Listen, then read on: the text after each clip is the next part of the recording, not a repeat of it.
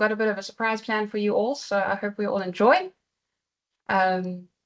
Yeah, I think you are seeing my screen. So yeah, we're on session 2 today, talking about community psychology, and our focus is going to be on interventions. Okay, so that's learning unit 1, theme 3 is what we're focusing on this evening.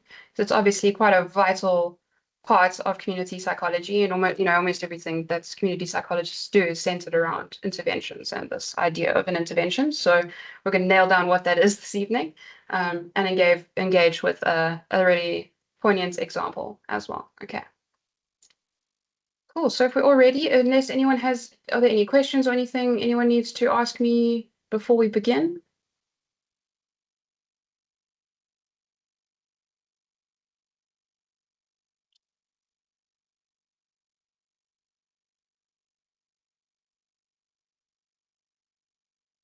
Okay, cool. There will be time for questions again.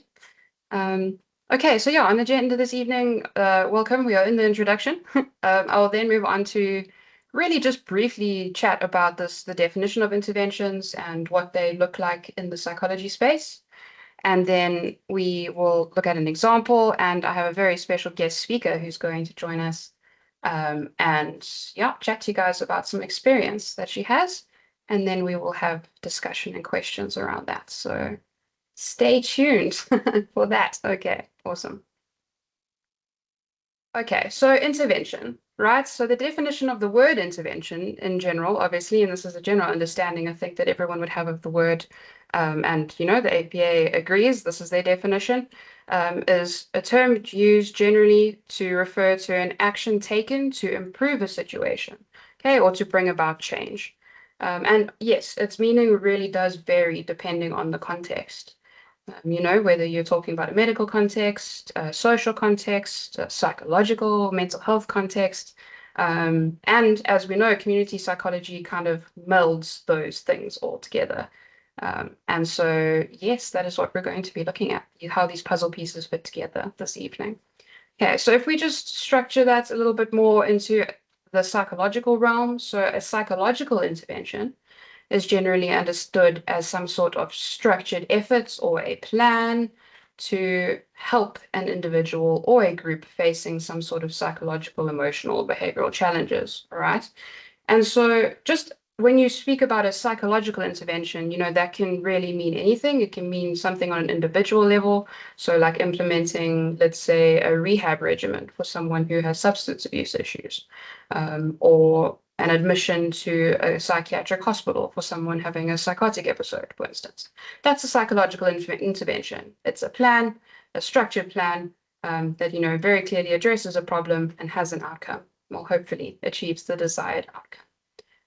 And yeah, so other examples, like cognitive behavioral therapy as a whole, when you start learning about, therapeutic interventions and things, particularly more at a postgraduate level, the whole of CBT is very structured and very much designed around this thing of an intervention, right? There's a problem. We're going to address that somehow through this cognitive behavioral mode, and then hopefully achieve a goal or an outcome that we've set before that. So a community, therefore, is a community psychology intervention, is that, but it involves that level of community. And there are a couple of different steps, really, or it's a process that is followed when addressing interventions in communities.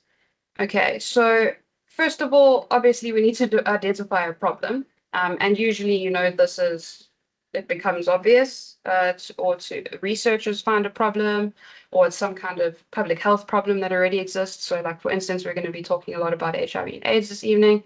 So, we know that is still a global crisis.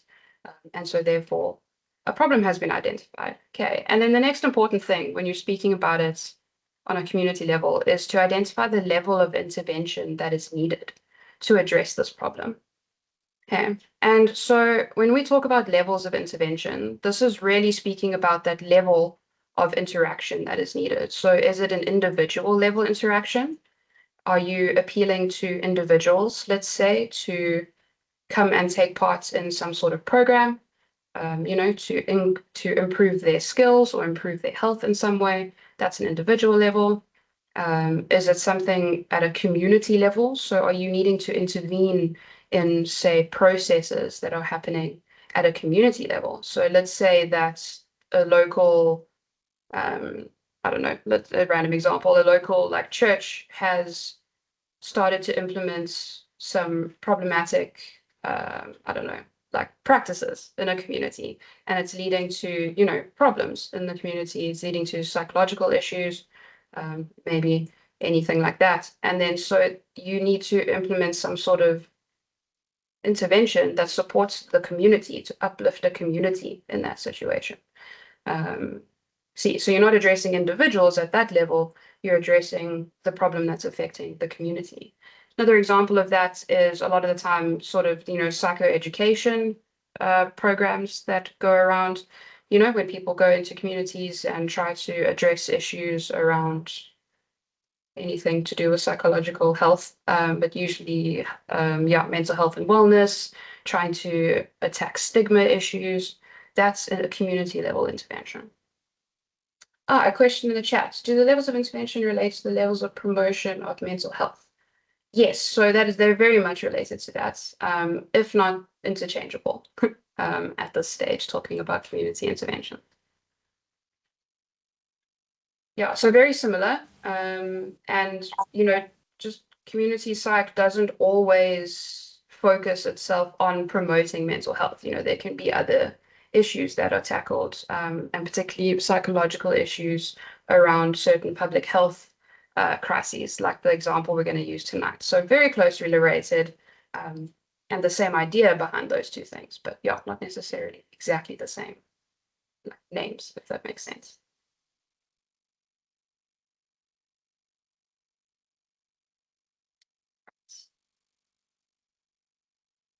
Excellent. So yeah, once you've identified the level of intervention, you will then be able to design an appropriate intervention. Okay. Those of you who might be taking at the moment for research psychology, or who I will be taking for research psychology next semester, this is going to be a fair amount that we will spend some time on, is this kind of design of interventions and research. But for now, let's just focus on the design of this intervention that we need to implement to address some sort of problem in a community. So it, kind of goes without say, but I'll say it. If you have identified that the issue is with individuals, the intervention that you plan will then be targeted at individuals. Everything down to the marketing of how you promote your intervention, trying to contact individuals to get them to come to you if that's the case, or going out and trying to approach individuals. But if you identify something at a community level, for instance, your tactics are going to change, especially when it comes to communication and promoting an intervention strategy. All right, so yeah, that's this phase of designing, and really is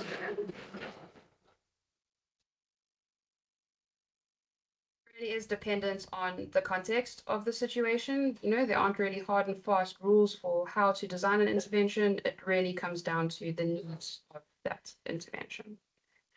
It is governed by many rules. There are like international regulations around ethics, for instance, and codes of practice for institutions and organizations. And so those kinds of things need to be adhered to. But in terms of the heart of the intervention depends on that context of the problem that you're addressing. Okay, so after you've come up with a glorious design that someone has approved for you to set in motion, you will then implement the intervention. Usually your design of an intervention will incorporate some sort of time frame, especially, when we're looking at an intervention that we always want to try and measure the sort of successes and or failures, which is the last step of this process. And so you need a time frame in order to cut off a point and say, okay, well, let's evaluate what's happened. And let's see, have we seen an improvement or, any sort of progress towards your end goal? And so, you set a sort of a time limit. It may be 6 months, it may be 2 years. It really depends on the community and it depends on what you're trying to achieve. And then that last phase really involves you assessing exactly how this intervention went, right? So this involves collecting data at all sorts of levels.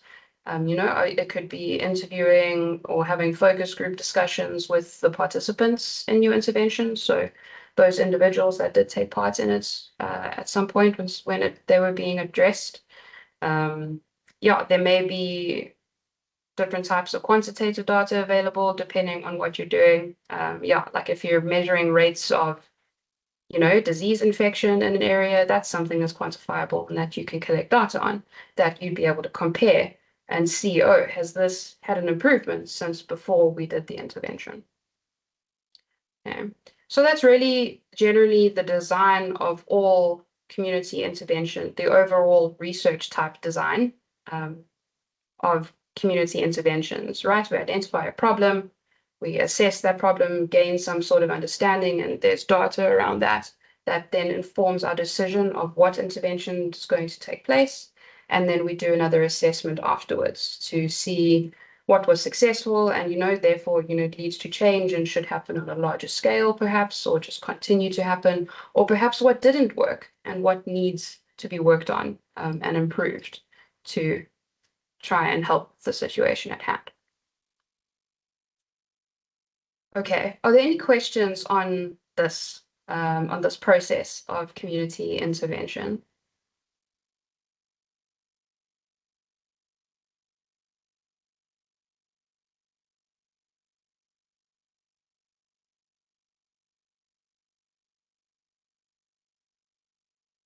Nothing yet?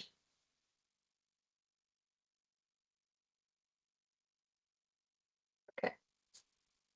All right, so I did send out a little document this morning in my announcement to everyone. So I hope you've had a chance to have a look at that. Just a couple of pages and really just information around this study that took place, and the study is in the form of a community intervention. And yeah, I suppose I don't need to explain in depth because I'm just going to play this very short little video clip that will explain the basics of the study, the purpose of it. And then I will be introducing our guest speaker to take the floor for a little bit and speak about her experiences. And then, yeah, I will introduce her to you all. Okay, so let us just watch this together. I believe I'm sharing the sound, so please just once it starts playing, indicate with a thumbs up, guys, if you can hear the sound in the video. Trying to get it to play.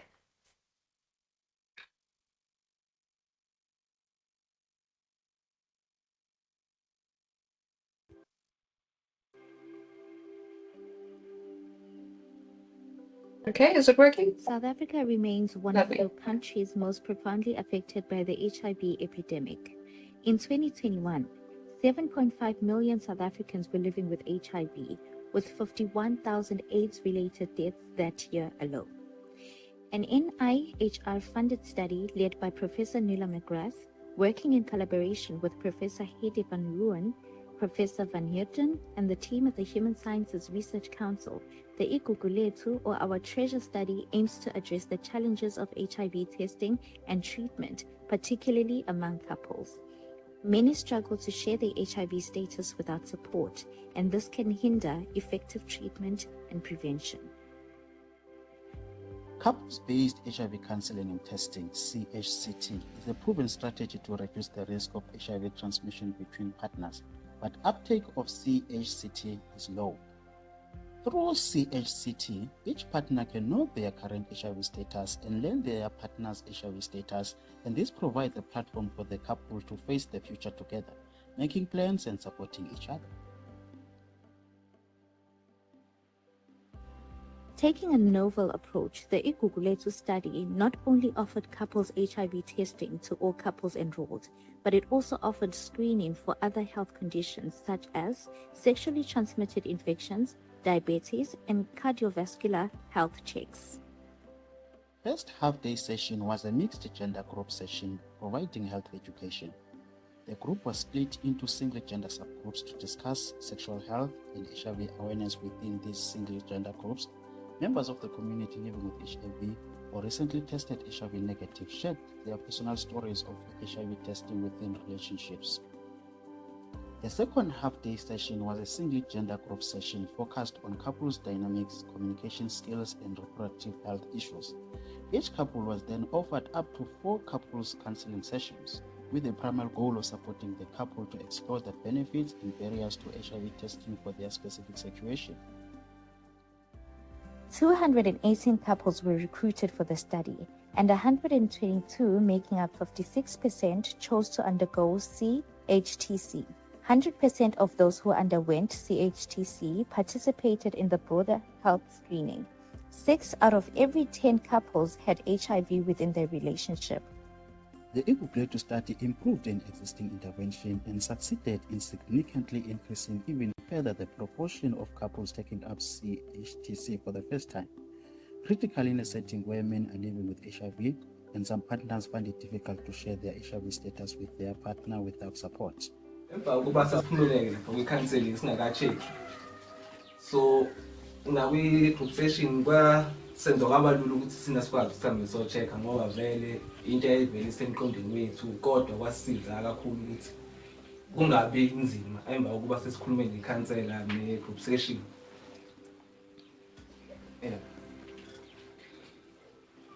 Ya ubunzima abanga khona kwabalula kakhulu noma kuyinto esasivele siyiplanile, kodwa ugroup lethu wasenzela kalula cause sajoyina i-group section, sakhuluma, kasho ukuthi sathola izinto besivele sifisa ukuthi sikuthole.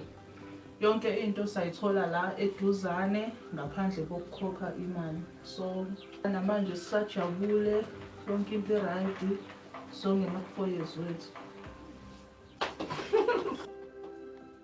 Nje sisafisa ukuthi ugroup lethu uphinde ubuye, siphinde sifundise nokunye. Namanye amakhaphula awayengezwanga ngisho ukuthi ungaphinde ubuye sengezwa manje. Sicela uqhubeke nje njalo usize sabalala umhlaba wonke. The KZN Provincial Department of Health is keen to pilot this initiative further. The investigator team has shared their findings with the South African National AIDS Council, SANAC, and participated in SANAC discussions and an SANAC webinar towards a people-centered approach to care, contributing to the ongoing refinement of the 2023 to 2028 National Strategic Plan for HIV, TB, and STIs.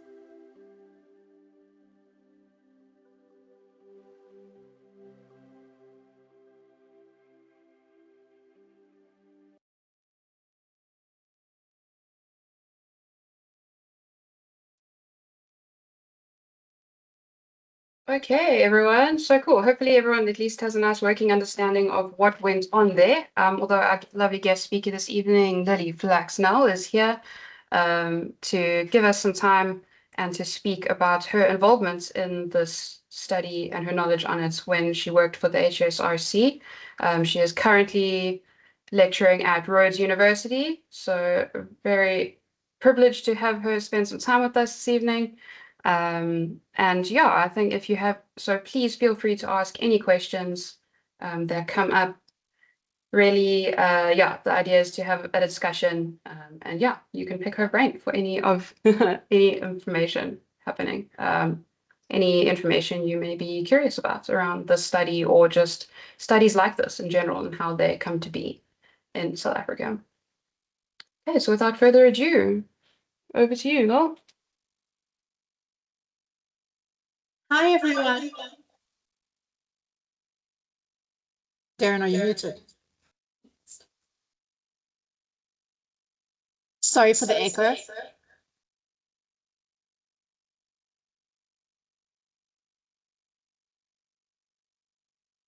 And now? Yeah. Okay. Hi, everyone. Sorry about that. My name is Lily Flax-Nel. As Darren said, I'm a research pharmacist, and I am I'm a lecturer now at Rhodes University. I teach biochemistry to pharmacy students.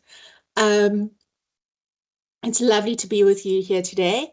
Thank you for your welcoming little clap emojis. They made me feel special. All right, so I'm going to tell you a little bit about the Google Later study, but more importantly, what it's like working in community research settings. But I did see, I think, Jackie, you had a hand up if you want to ask your questions. Oh, okay, cool. Sorry, I can't see the chat because Varsity College says I'm not a part of the team. Okay, so all right, so working in community-based research is it's exhilarating. It's not like anything else I've experienced in my working career. You are often the communities on which you're focused on are in semi-rural settings. So Iguguletu study happened in Sweetwaters, Pietermaritzburg.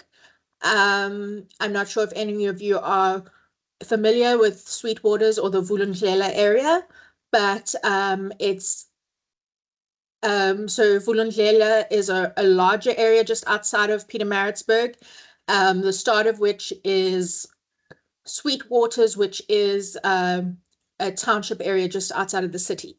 So your working conditions are not your normal 9 to 5 office time. They're, you with the unique challenges of working in a semi-rural setting in South Africa, internet going out and phone towers going down, which is probably one of the biggest challenges we had. Also electricity and water challenges, but more than that, it is about engaging with the community stakeholders. At the CCBR, we are very focused on connecting with the community as they are focused on creating community-led research. So researching what the community feels needs to be researched, and actually addressing problems that are in the community and not problems that researchers, particularly overseas researchers, think that the community has. So it's very important to check our assumptions when working in community-based settings, because that is, as academics and as researchers, we're coming from this place of privilege, and we need to actually listen to the people that we are trying to help through our research and research what they want to know and things that are going to help their community, as opposed to researching things that fit into our paradigm. All right, sorry, thank you for coming to my TED Talk. But so the thing about Iguguletu is, so as you saw, there was a couples study which had focused on getting couples to go through health screening, particularly HIV testing together. Cheryl, was that a real hand or a mistake hand?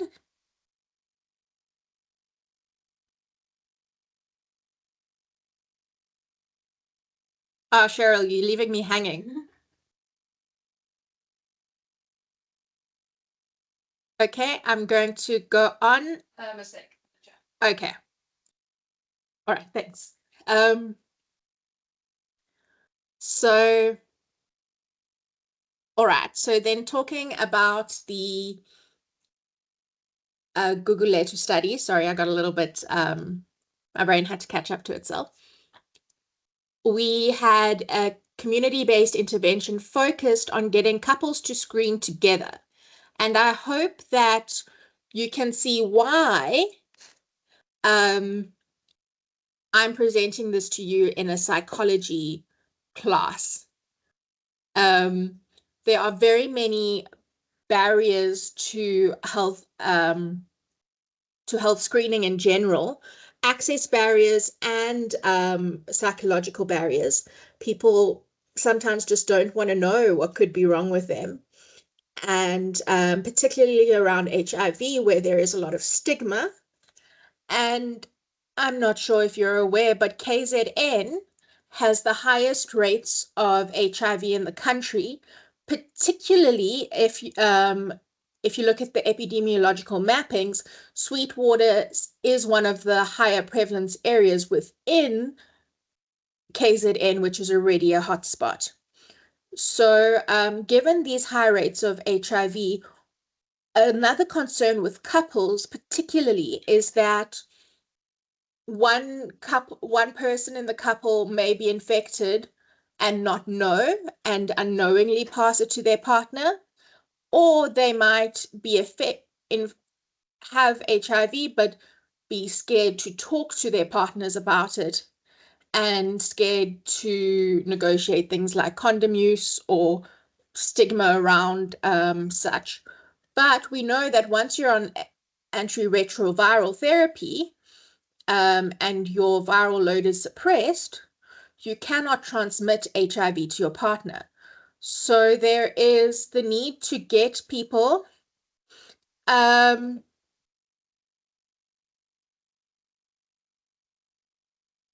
sorry, so I was just seeing Cheryl's question. So yeah, just that you can't transmit once you're on ART, but we can't get you on ART until you've tested, until you know whether or not you have HIV.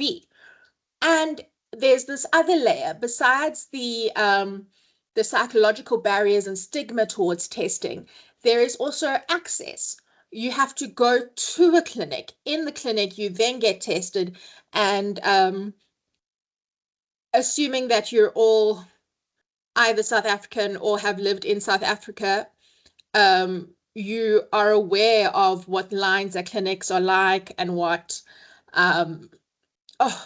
people go through trying to access healthcare in our country. So you've got all of these different socio-economic and social determinant of health, all of these factors building in on each other, and it makes it really difficult for people to get tested. And research has shown that couples testing together, that once they're on ART, they are more adherent because they've now developed a support system. And there's also that men are very difficult to get into the clinic. That is research showing. That is not my bias. So particularly given the patriarchal structure of South African societies, particularly in more traditional settings, and with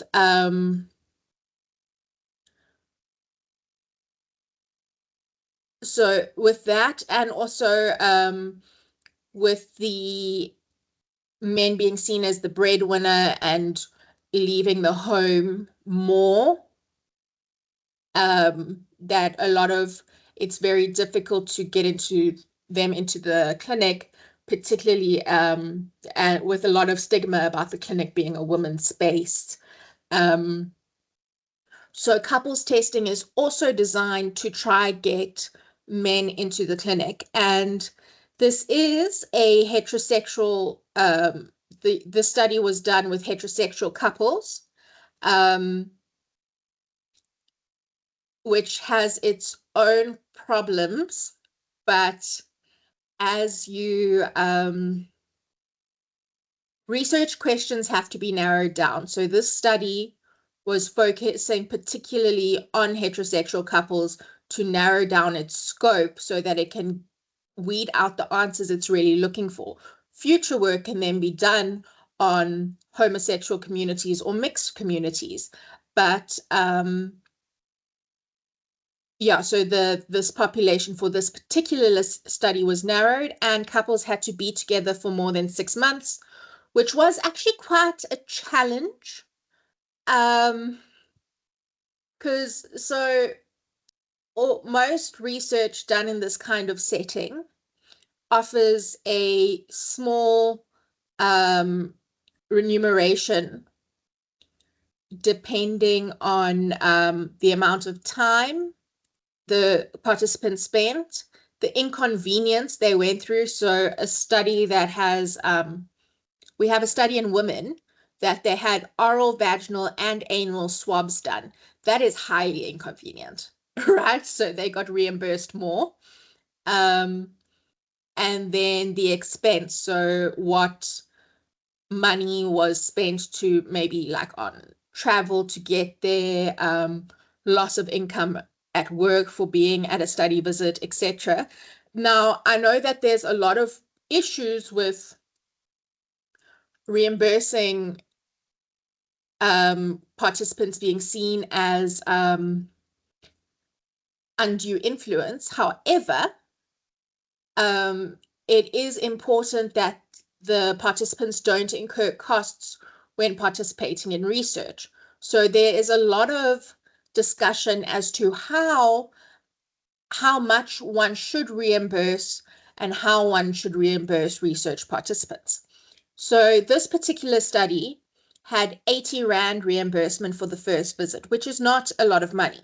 However, in the setting we were working in, 80 Rand was still enticing. So we had some couples that weren't really couples, but trying to get 80 Rand. So the study team had to be extremely vigilant of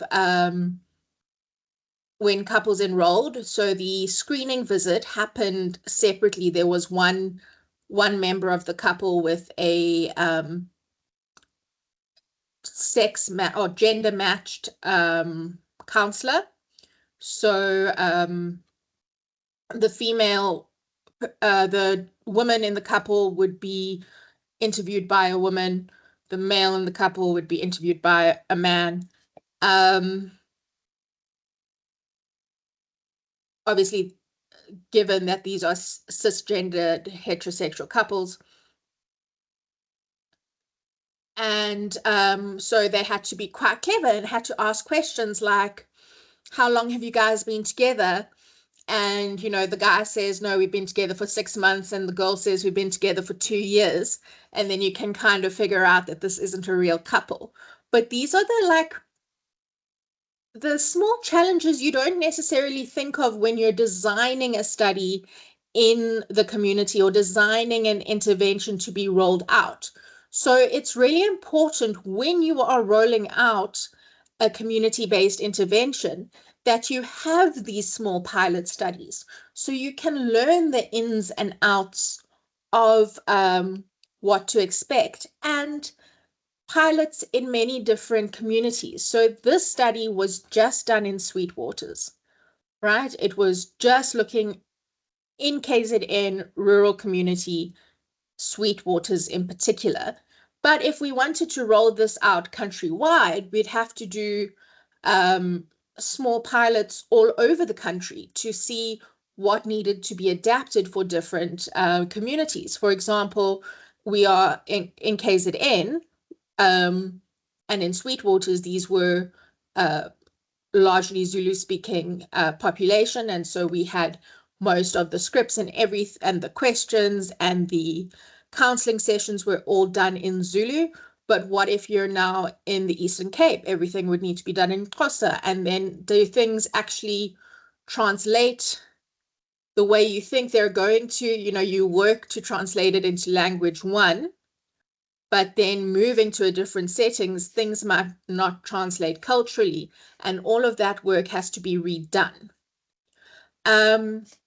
All right, so I'm just seeing here, question from Cheryl. Thank you for not leaving me hanging. So is it difficult not to be biased? Does your own bias sometimes influence your perspective? A human being can never not be biased. We are all inherently biased. And it is important that we recognize our inherent biases so that we can move past them. So in the context I was speaking about, when you are trying to find a research topic or design an intervention, by working with the community for whom you are designing that intervention or deciding or doing research in, it's important to engage with that community and try take on what they actually need. So that's your first check against your bias. And then your second check is working. So you're engaging with stakeholders from the community, you're engaging with stakeholders. So for this study, it's health-based. You're engaging with stakeholders from the Department of Health. You're engaging with stakeholders from the different institutions doing the research while this research was done at a CCBR community, the Center for Community-Based Research in Sweetwaters, which is a part of the HSRC. That there is also it was also done in collaboration with the University of Southampton. So one of the principal investigators was based at the University of Southampton. So, you know, firstly, her engaging with the South African team, and that addresses, you know, to help her address her biases about South Africa, also to help our team address our biases about researchers in other countries, to engage with the community about what their research needs are, and then to engage with the Department of Health as to what their goals are. They did mention that plan, the 2028 plan, strategic what that the Department of Health has to outline treatment and strategies for HIV, TB, and STIs. So that altogether, it's a multifaceted system from which to address biases. But I think the crux of the situation is acknowledging your biases. And for example, I'm a white cisgendered woman who doesn't speak Zulu, working in a Zulu community with my needs. Then I have to recognize that I will have inherent biases, even though I might view myself as someone who's very progressive and open. I still have those biases, even ones that you're almost hiding from yourself. So to make sure that you are open within the research process. I hope I answered your question, Cheryl. I went on a little bit of a tangent. It was a big question. He also commented, I think people are hesitant to participate in studies like this because of their biases as well. 100%. Guys, it's their biases, the biases of their neighbors. We used to have all of our cars were marked, right? So we had like HSRC vinyl stickers on all of the cars, but then people were like, well, you guys do AIDS research, so I'm not going to go up to a van that's marked with HSRC stuff on it. But then a few years later, so then we got rid of all the stickers. But then a few years later, we had a problem in Bloemfontein of people were pretending to be from the HSRC and then robbing people. So then we had to get vinyl stickers again because people were then worried about us being who we say we are, which is like, it's such a typically South African problem. Okay, Nicoletta, what are the most surprising outcomes from the study in terms of behavior change? Well, I thought it was really interesting that how the couples who did take part in the 4 counseling sessions, so the couples were offered couples counseling after their initial the initial 2 half-day sessions. I found it really interesting, firstly, that people took on the couples counseling readily. Yeah, some people didn't do all 4 sessions. Sometimes only one person of the couple would come to the session, so they'd just have like a one-on-one counseling session. But I found it really interesting that there was a high uptake of the couples counseling session. And then I also thought it was interesting that those who did take up the couples counseling landed up having a higher uptake of couples testing. Yeah, and also some of the, so you saw in the video that we did STI screening, blood pressure screening, and blood glucose level screening, diabetes screening. I thought that the amount of people who had been diagnosed with diabetes was surprisingly low comparatively to what I would have expected. But that, again, as a healthcare professional who's worked in clinic settings, there's a high number of diabetic patients who come every month to get their medicine. So I had this bias of way more patients being diagnosed diabetics than what they actually were.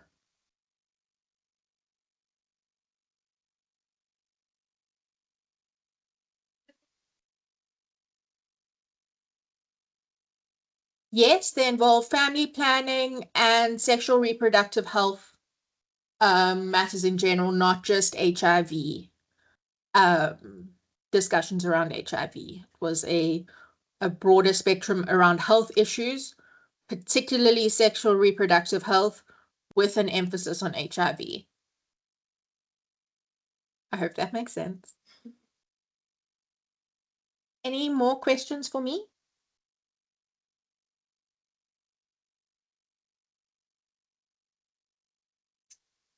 What are the next steps for the Google Lens study?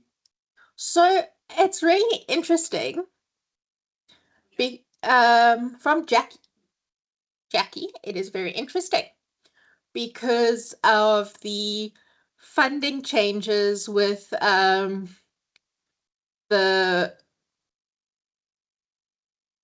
orange nitwit on Pennsylvania Avenue. I don't think I can say nitwit. From President Trump has introduced some interesting changes to his national budget. A lot of the research that is done at the CCBR and in South Africa in general is funded by the NIH. Particularly, this study is one of those that are funded by the NIH. From America, yeah, National Institute of Health. They fund a lot of international research on HIV, including this research. So I am also no longer working at the HSRC. I have moved to Rhodes, as I mentioned earlier, but I believe that they were using this. They had written a second grant, and they were in the process of getting ethics approval for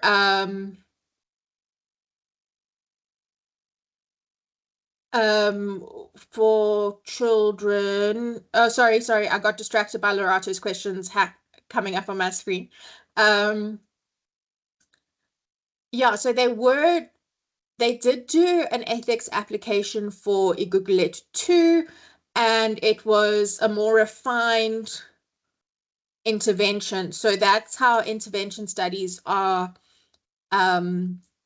designed. So you do pilot 1, you have your findings, and you tailor the intervention from what you learned in pilot 1 to make it better. And then you do your second study, and then you learn some more things, and then you refine it some more. And then obviously, as I was speaking about earlier, if you're rolling it out in different communities or going bigger, then again, you have to refine your intervention at every step.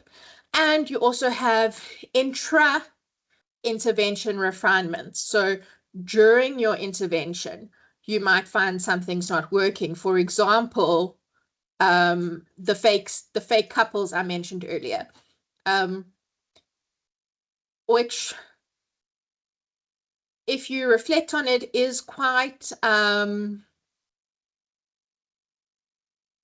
it's a poor show of our socioeconomic circumstances, that such a small amount of money was enticing enough for people to have to pretend that they're in couples. And overcoming the stigma. Yeah. Yeah. Yeah. So Poignant. yeah. So if you take away the ugly stuff that it brings up, it seemed like a funny, silly issue, but obviously it is a much bigger, scarier thing if you focus on it. But so things like that only come up once you start the intervention. You find you need to alter your approach. So constantly you need to be hearing feedback from your participants, from your team. So obviously there's like Prof. McGath and who was the lecturer,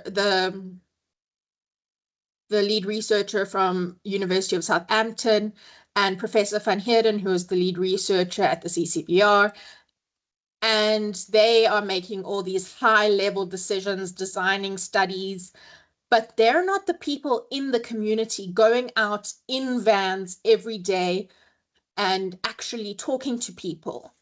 And it is very important that when you're doing interventions and designing interventions, that you're actually making sure that if you are not the one that's implementing the intervention, that you need to be talking to the people who are implementing the intervention and make sure that their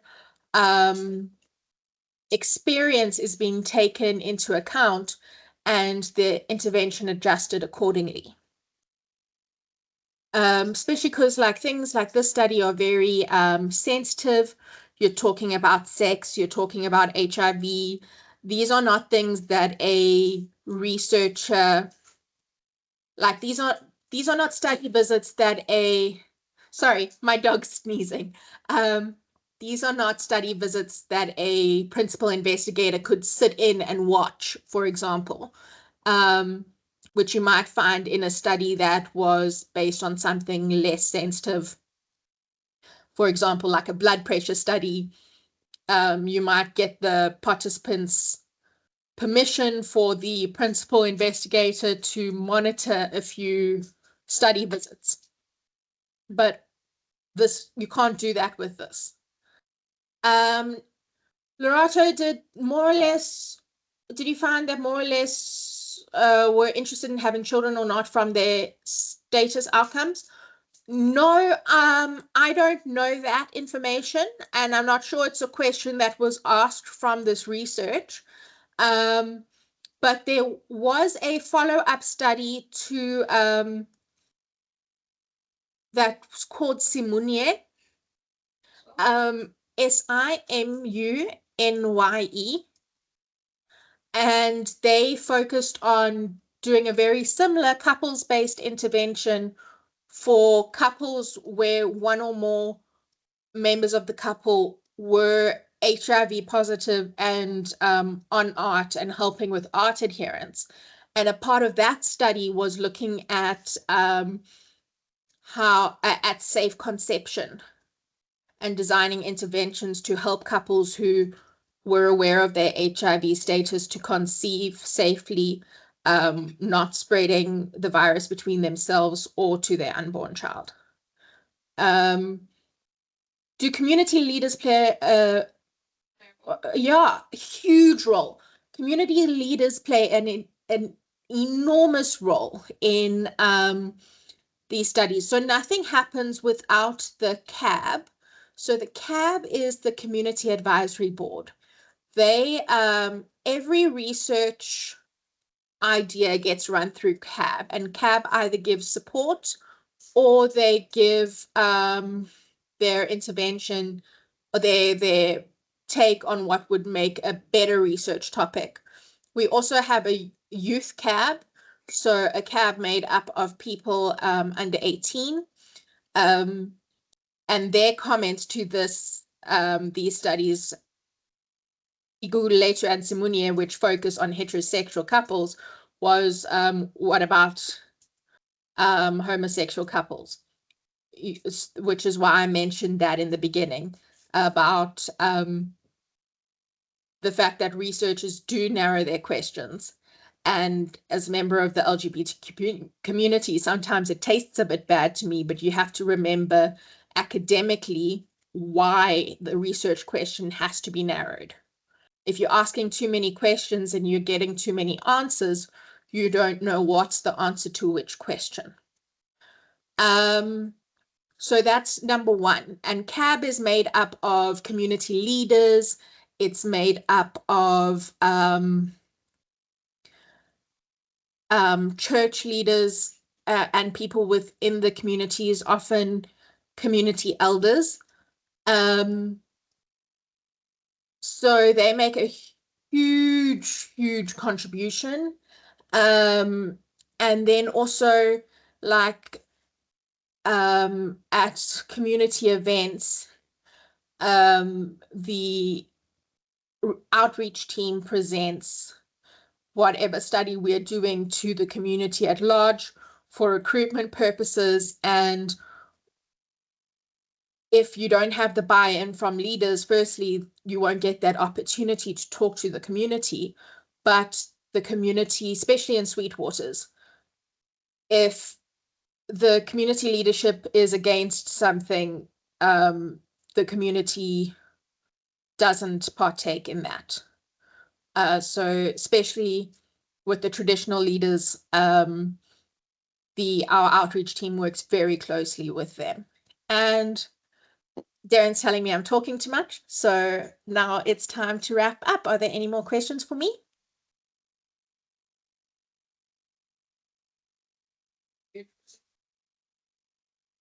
Okay, sorry. Yeah, thank you so much, Lee. Sorry, it's the end of our time this evening, and these guys do have another session to get to at 7. So we have to wrap up. Yeah, and absolutely, Nicoletta, the layers involved in community intervention are fascinating. It's an endless onion of layers. And as Lily was saying now, it's so vital for community leaders to be on board with whatever intervention you want to put in place, because if community leaders aren't on board, community members are not likely to be on board as well. So it's also something to always take into account when planning interventions. Yeah, so thank you to Lydia again. It was lovely having you with us, and thank you to everyone else for coming and for engaging. We've had some really lovely questions. Awesome. Okay, and yeah, just if there are any other questions, guys, you can just let me know, and yeah, we can address them that way. But otherwise, thank you for this evening for attending. I will be uploading the recording, and I will see you guys next time.